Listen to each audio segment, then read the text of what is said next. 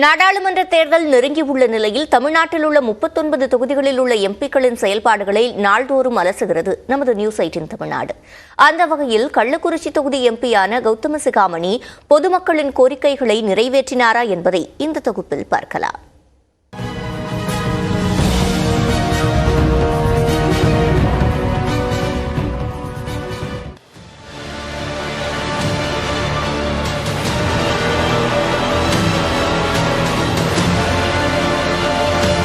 தமிழ்நாட்டில் டெல்டா மாவட்டங்களுக்கு இணையாக விவசாயத்தை அதிகம் நம்பியிருக்கும் மாவட்டம் கள்ளக்குறிச்சி. நெல், கரும்பு பிரதான பயிர்களாக இருப்பதால் 200க்கு மேற்பட்ட அரிசி ஆலைகள், 4 சர்க்கரை ஆலைகள், 50ற்கு மேற்பட்ட சேகோ ஆலைகள் என விவசாயம் சார்ந்த தொழில்களே அதிகமானோரின் வாழ்வாதாரமாக உள்ளன. ஏழைகளின் ஊட்டி என்று அழைக்கப்படும் ஏற்காடு சுற்றுலா தலமும் கள்ளக்குறிச்சி தொகுதியில்தான் இருக்கிறது.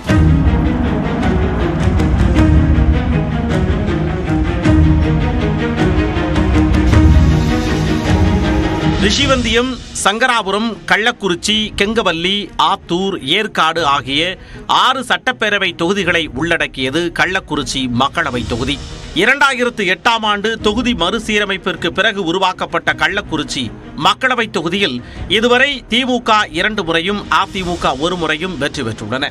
தேமுதிக, பாமக ஆகிய கட்சிகளும் இந்த தொகுதியில் குறிப்பிடத்தகுந்த அளவு வாக்கு சதவிகிதத்தை வைத்துள்ளன. 2019ஆம் ஆண்டு நடந்த மக்களவைத் தேர்தலில் திமுக சார்பில் போட்டியிட்ட முன்னாள் அமைச்சர் பொன்முடியின் மகன் கௌதம சிகாமணி 7,21,713 வாக்குகளை பெற்று 3,99,919 வாக்குகள் வித்தியாசத்தில் வெற்றி பெற்றார். அதிமுக கூட்டணியில் போட்டியிட்ட தேமுதிகவின் எல்.கே. சுதீஷ் 3,21,794 வாக்குகளை பெற்று 2வது இடம் பெற்றார். உளுந்தூர்பேட்டை, சேலம் 4 வழிச்சாலை பணிகளை விரைவுபடுத்தியது, சின்னச்சேலம், கள்ளக்குறிச்சி ரயில் பாதை பணிகளுக்கான தொடர் முயற்சி, 200க்கு மேற்பட்ட உயர் கோபுர மின் விளக்குகளை அமைத்தது உள்ளிட்டவை கௌதம சிகாமணி எம்பியின் சாதனைகளாக பார்க்கப்படுகிறது. தலைவாசல் மார்க்கெட் தமிழ்நாட்டில் 2வது பெரிய மார்க்கெட்டு. கிடங்கு கட்டணும், கடை நிறையா கொடுக்கணும்னு சொன்னாங்க. அதுக்கு ஒரு 45 லட்ச ரூபாய்க்கு ஒதுக்கி கொடுத்தாருங்க. சாக்கடை வசதிக்கு ஃபஸ்ட்டு முன்னுரிமை கொடுத்தாருங்க. எங்களுக்கு பள்ளிகளுக்கு உண்டான சேர், டேபிள், கட்டட வசதி, கழிப்பறை, அது மட்டும் இல்லாமல் பார்த்தீங்கன்னா தார் சாலை, பிஎம்ஜிஎஸ் ரோடு ஸ்கீமில் நிறைய தார் சாலை போட்டிருக்காரு. ஏற்காட்டில் டவர் லைன் அமைச்சு கொடுத்துருக்காரு. அதே மாதிரி சுற்றுலாத்தலத்துக்கு வரவங்களுக்கு பாத்ரூம் கட்டி கொடுத்துருக்காங்க ஏரிக்கு பக்கத்துலேயே. அதே மாதிரி நிறைய ரோடு போட்டு கொடுத்துருக்காங்க. கள்ளக்குறிச்சி தொகுதியில் உள்ள 6 தொகுதிகளுக்கும் சமமாக பிரித்து திட்டங்களை வழங்கியுள்ளதாக எம்பி கௌதம சிகாமணி கூறுகிறார். ஏற்காடு, கல்ராயம் ஃபுல்லாக அந்த பிஎஸ்என்எல்ல பேசி கிட்டத்தட்ட இப்போ ஒரு 90% இடத்திற்கு எல்லாம் டவர் வச்சு ஓரளவுக்கு நல்லா இப்போ கனெக்டிவிட்டி இருக்குது. இது ஒரு முக்கியமான சாதனை. உட்காரதுக்கு டேபிள் சேர் இல்லாமல் சில பள்ளிகள் இருந்தது. அவங்களுக்கெல்லாம் டேபிள் சேர், அது மாதிரி நிறைய பள்ளிகளுக்கு அந்த மாதிரி டேபிள் சேர் கொடுத்துருக்கேன். சொந்த நிதியில் சில இடத்துல கம்ப்யூட்டர்லாம் கேட்பாங்க, அதெல்லாம் நான் வாங்கி கொடுத்துருக்கேன். அதே போல் ரேஷன் கடை பார்த்தீங்கன்னா அதிகமாக கட்டி கொடுத்துருந்தானா இருக்கும் நினைக்கிறேன். 25 ரேஷன் கடை கட்டி கொடுத்துருக்கேன். ஆனால் கல்வராயன் மலையில் மரவள்ளி கிழங்கு தொழிற்சாலை, கடுக்காய் தொழிற்சாலை மற்றும் மஞ்சள் கொள்முதல் மையம் அமைக்கும் வாக்குறுதியை கௌதம சிகாமணி நிறைவேற்றவில்லை என மக்கள் கூறுகின்றனர். மலைவாழ் மக்களுக்கு பட்டா வழங்குவதும் வாக்குறுதியாக நின்றுவிட்டதாக மக்கள் கூறுகின்றனர். இந்த மருத்துவமனையில் இன்னும் அவசர சிகிச்சை செயல்படவில்லை. அங்கே எம்ஆர்ஐ, ஒரு மருத்துவக் கல்லூரி தொடர்ந்து 3 ஆண்டுகள் ஆகிறது. மருத்துவ மாணவர்கள் 450 பேர் படுத்திட்டு இருக்காங்க. இதுவரை எம்ஆர்ஐ இல்லை.